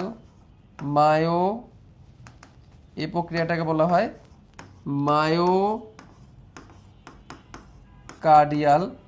ইনফার্কশন। ইনফার্কশন অর্থ হচ্ছে অক্সিজেনের অভাবে দমরুদ্ধ হয়ে মারা যাওয়ার। মায়োকার্ডিয়াম মানে হচ্ছে হার্টের পেশি, এবং এইটাই হচ্ছে এমআই বলে সংক্ষেপে। এটাকে সংক্ষেপে মেডিকেল ভাষায় বলে এমআই, আর বাংলা ভাষায় এটাকে আমরা বলি হার্ট অ্যাটাক। এটাকে আমরা সংক্ষেপে বাংলা ভাষায় বলি হার্ট অ্যাটাক। ঠিক আছে? এই হচ্ছে হার্ট অ্যাটাক। ওকে, তাহলে প্রথমে কি হবে? প্রথমে বুকে ব্যথা হবে, প্রথমে বুকে ব্যথা হবে, যেটার নাম হচ্ছে অ্যানজাইনা। এর নাম কি? অ্যানজাইনা। খেয়াল করো, অ্যানজাইনা বা বুকে ব্যথা বা হৃদশুল। শুল শুল মানে কি? সুই বা খোঁচা বা কোনো কিছুর গুতা, ছুরির গুতা। দেখো, হৃদপেশি যখন অক্সিজেনে সমৃদ্ধ পর্যাপ্ত রক্ত সরবরাহ পায় না, তখন বুক নিষ্পেষিত হয়ে যাচ্ছে, দম বন্ধ হয়ে আসতেছে, এরকম মারাত্মক অনুভূতি হয়। এটাকে বলা হয় অ্যানজাইনা বা অ্যানজাইনা পেক্টোরিস। এটাকে বলা হয় অ্যানজাইনা বা অ্যানজাইনা পেক্টোরিস বা সুস্থিত অ্যানজাইনা।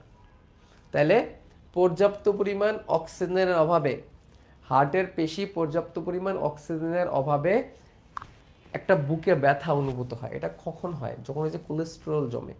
কোলেস্টেরল জমলে তো ধমনীতে পর্যাপ্ত পরিমাণ রক্ত পরিবাহিত হবে না। ধমনীতে পর্যাপ্ত পরিমাণ রক্ত যখন পরিবাহিত হবে না, তখন আমাদের বুকে তীব্র ব্যথা ব্যথা অনুভূত হবে। ঠিক আছে? তো এটাকে বলা হবে অ্যানজাইনা। এটাকে বলা হবে অ্যানজাইনা বা হৃদশুল। অ্যানজাইনা বা হৃদশুল, এই সংজ্ঞাটা কিন্তু জানতে হবে। অ্যানজাইনা বা হৃদশুল কি, এটা জ্ঞানমূলকে আসে কিন্তু। অ্যানজাইনা বা হৃদশুল কি, ঠিক আছে? এবং এখানে একটা কথা ঢেকে গেছে, অ্যানজাইনাকে হার্ট অ্যাটাকের পূর্বসূরি বলা হয়। কথাটা ঢেকে গেছে, আমি আবার লিখে দিই, নিচের লেখা ছিল, ঢেকে গেছে। অ্যানজাইনাকে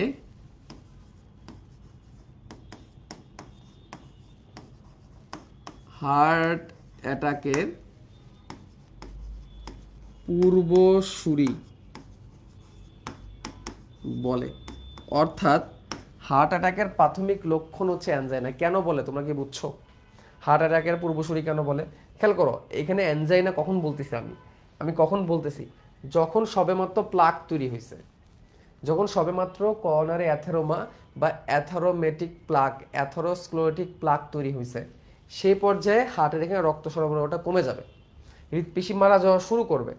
তো এইটাকে বলা হবে অ্যানজাইনা। এটুকু হচ্ছে অ্যানজাইনা। আর যখন এই অ্যানজাইনাতেই রক্ত জমে যাবে, রক্ত ক্লট হয়ে যাবে, ওই জায়গায় রক্ত জমাট বেঁধে যাবে, প্রথমে লোহিত রক্তকণিকা আটকা পড়বে, দেন ওই জায়গায় অনুচক্রিকা এসে ওই পুরো জায়গাটাকে জমাট করে দিবে। প্রথমে এখানে কি হবে? প্লাকটা প্রথমে ভেঙে যাবে, ভেঙে ওখানে লোহিত রক্তকণিকা জমতে থাকবে। লোহিত রক্তকণিকা জমে ওই জায়গাটায় একটু পরে অনুচক্রিকা আসবে, অনুচক্রিকা এসে রক্ততঞ্চন করা শুরু করে দিবে। রক্ততঞ্চন হয়ে গেলে ওই জায়গায় রক্ত জমাট বেঁধে যাবে। এখন অনেক লোহিত রক্তকণিকা যখন আটকায় থাকবে তখন অনুচক্রিকা এসে ভাববে কি এই জায়গায় মনে হয় কেটে গেছে, যখন ওই জায়গায় রক্ত জমাট বাঁধানো শুরু করবে।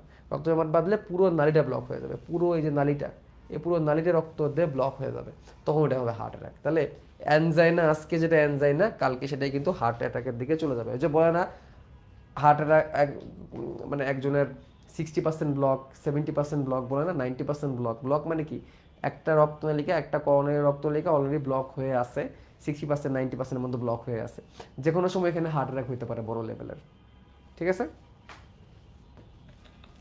তাহলে দেখো অ্যানজাইনার লক্ষণ, অ্যানজাইনা কি কি কারণে হয়, দেখো কি কি কারণে অ্যানজাইনা হয়, এগুলো কিন্তু সৃজনশীল। অ্যানজাইনার ব্যাপারগুলো কিন্তু সৃজনশীল। কি কারণে অ্যানজাইনা হয়? করোনারি ধমনীর গহ্বর কোলেস্ট্রল জমে বন্ধ হয়ে গেলে অক্সিজেনযুক্ত রক্ত বন্ধ হয়ে যায়। এই কারণে হৃদপেশি তখন অবাধ শ্বসন শুরু করে এবং ল্যাকটিক অ্যাসিড সৃষ্টি করে, এবং এই ল্যাকটিক অ্যাসিডের কারণে ব্যথা ব্যথা প্রকাশ পায়। এই ল্যাকটিক অ্যাসিডের কারণে ব্যথা প্রকাশ পায়। তাহলে কি বললাম দেখো, করোনারি ধমনী কোলেস্ট্রল জমে, তাহলে কি কি হলো দেখো, কোলেস্ট্রল জমলো, কোলেস্ট্রল জমাট,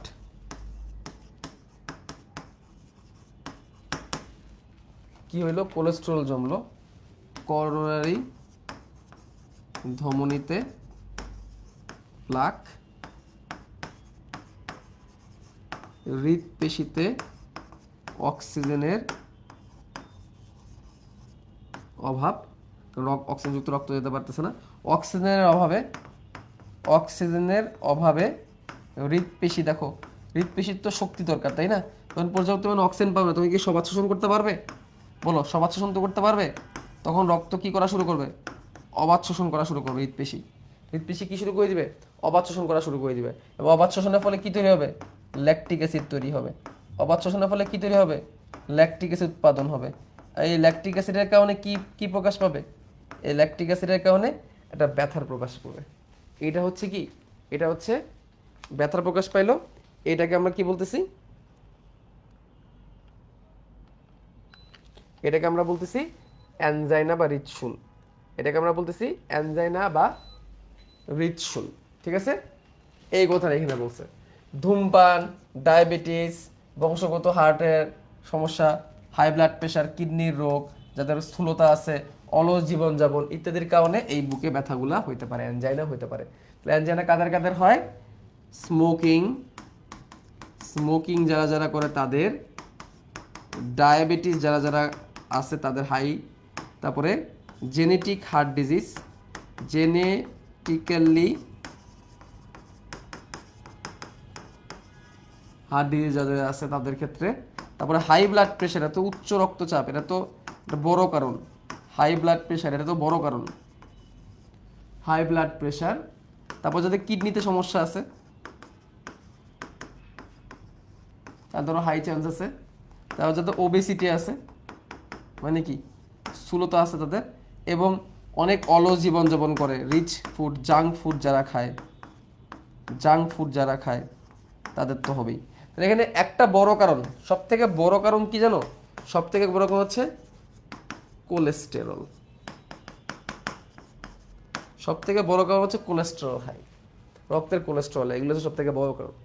তাহলে কেন অ্যানজাইনাকে হার্ট অ্যাটাকের পূর্বসূরি বলে, বুঝতে পারছো কিনা বলো, কেন অ্যানজাইনাকে হার্ট অ্যাটাকের পূর্বসূরি বলে? মাইল্ড অ্যাটাক বলতে কি বোঝায়, এই যে এইগুলা কি মাইল্ড অ্যাটাক বলতে পারো, ওই যে বৃক্ক ব্যথা হয় এটা, এটাই মাইল্ড অ্যাটাক হিসেবে পড়া যায়। হার্টে রিং পরাই কেন, এটা নেক্সট দিন পড়াবো যদিও আমি। হার্টে রিং পরাই, এই যে ব্লকটা হয়ে গেছে, রিং দিয়ে ওই ব্লকটাকে, ওই যে নালীটা চিকন হয়ে গেছে, চিকন নালীটাকে প্রশস্ত করে রিং দিয়ে আটকায় দেওয়া হয়, যাতে করে ওই জায়গাটা আবার সংকুচিত না হয়ে যায়। এটা নেক্সট ক্লাসে দেখাবো হার্টের রিং কেনটা পরে, এটা আছে তোমাদের। ঠিক আছে,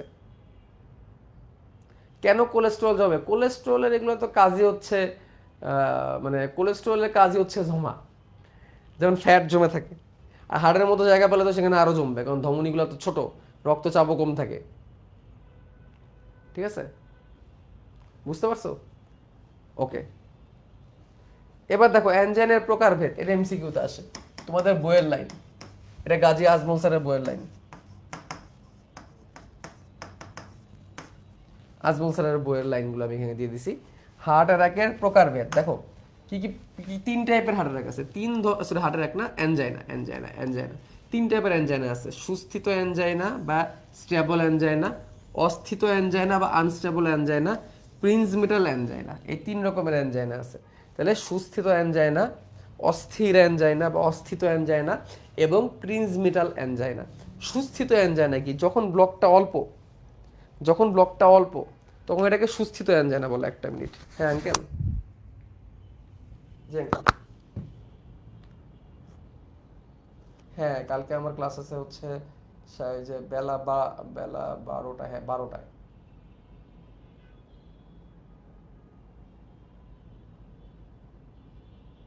কখন কাজ আপনার? দুপুরে? কয়টায়? ও, ফ্রি হবেন কয়টায়?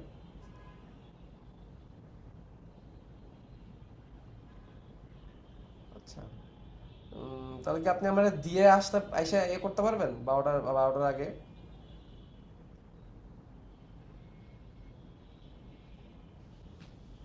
না 12টার আগেই ধরুন গেলেন 11:30টায়।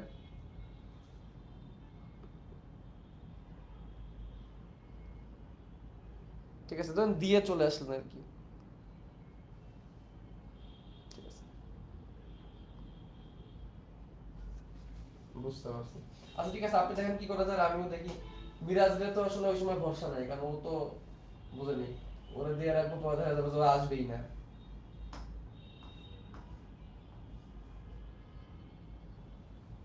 ঠিক আছে দেখেন তাহলে, আর মিরাজের সাথে একটু কথা বলেন, যদি সে দায়িত্ব নিয়ে আসতে পারে তাহলে তো হইলই। ঠিক আছে। হুম, ঠিক আছে।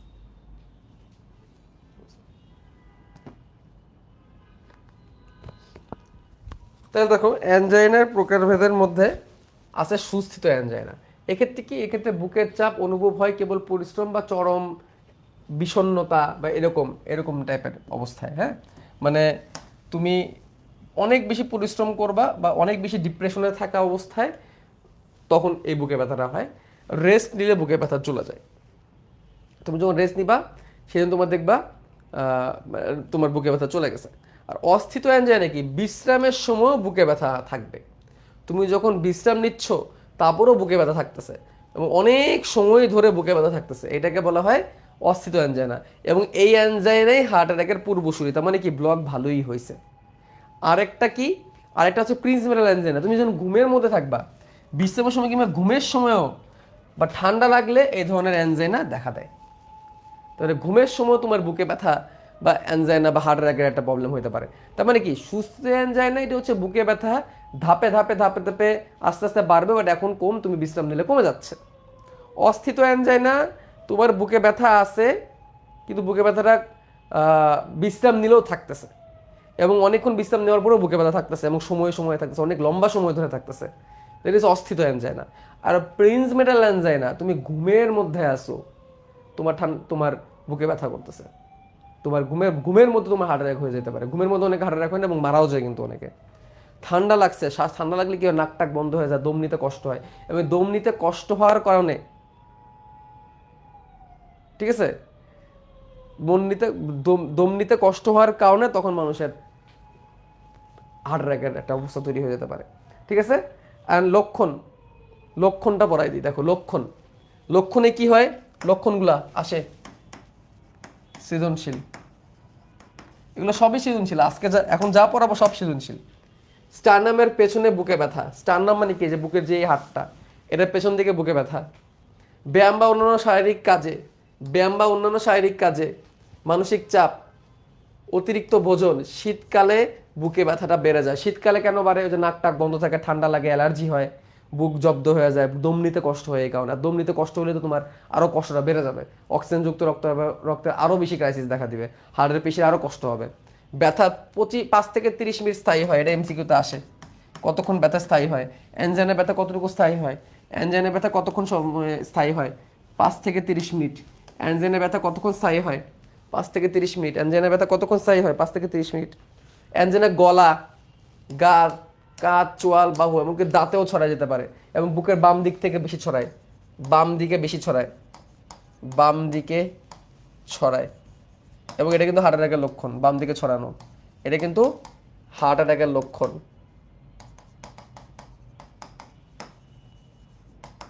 এটা কিন্তু হার্ট অ্যাটাকের লক্ষণ। বুকে জ্বালা পোড়া হবে, বুকে চাপ হবে, এগুলা। তারপরে হজমে সমস্যা হবে, হজমে সমস্যা হবে, বমি বমি ভাব হবে। এবং লিখে রাখতে পারো, বমি হওয়া হার্ট অ্যাটাকের লক্ষণ। এই সকল লক্ষণের সাথে যদি বমি হয়, তাহলে বমি হওয়া হার্ট অ্যাটাকের চূড়ান্ত লক্ষণ। শুধু লক্ষণ না, চূড়ান্ত লক্ষণ। যেসব ব্যক্তি হার্ট অ্যাটাকে মারা যায়, হার্ট অ্যাটাক হওয়ার আগে তাদের অনেক বমি হয়। বমি হওয়া হার্ট অ্যাটাকের চূড়ান্ত লক্ষণ। ঘন ঘন প্রশ্বাস, দম নিতে কষ্ট হচ্ছে, ঘন ঘন প্রশ্বাস, হাঁপায় হাঁপায় দম নেয়, ঠিক আছে। কাঁধ ও বাহু ভারী হয়ে যায়, ঘাড়টার ব্যথা হয়ে যায়, বুকের সাথে সাথে ঘাম হয়, যে ঘাম হওয়া, বমির সাথে সাথে ঘাম হয়, মাথা ঝিমঝিম করে, কারণ পর্যাপ্ত পরিমাণে অক্সিজেন পাচ্ছে না, জন্য মাথা ঝিমঝিম করে, ঠিক আছে। শরীর ফ্যাকাশে হয়ে যায়। কেন ফ্যাকাশে হয়ে যায়?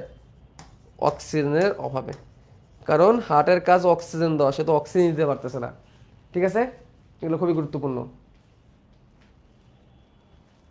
ওকে, লাস্ট স্লাইড। এরপরে হার্টের অ্যাটাক পড়াবো ভাবছিলাম, হার্টের অ্যাটাক না পড়াই, লাস্ট স্লাইড মনে হয় এটা আমাদের। এরপরে খুব বেশি ছিলও না। আচ্ছা যাক, হার্টের অ্যাটাক হার্ট ফেল নেক্সট দিন পড়াবো ইনশাল্লাহ। দেখো, হাঁটা চলা বা ব্যায়াম করা, স্থূলতা প্রতিরোধ করা, সুষম খাবার খাওয়া, কোলেস্টেরল নিয়ন্ত্রণে রাখা, ডায়াবেটিস ঠিকঠাক রাখা, ধূমপান ত্যাগ করা, মদ্যপানের কাছে না যাওয়া, বছরে অন্তত একবার সমগ্র শরীর চেক আপ করা, এবং এবং বুকে ব্যথা হলেই ডাক্তারের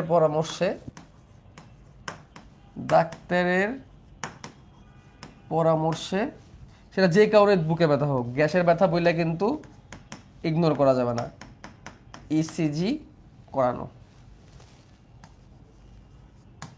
ইসিজি করলেই প্রাথমিকভাবে সব ধরা পড়ে। তাহলে এই হচ্ছে প্রতিরোধ। তাহলে প্রতিরোধের কমন প্রতিরোধ। এবং আরেকটা কথা বলে রাখি, এই প্রতিরোধের এই জিনিসগুলোই কিন্তু সৃজনশীলে আসে। তাহলে আজকে যা পড়াইলাম স্যার, প্রত্যেকটা জিনিস সৃজনশীলের জন্য গুরুত্বপূর্ণ,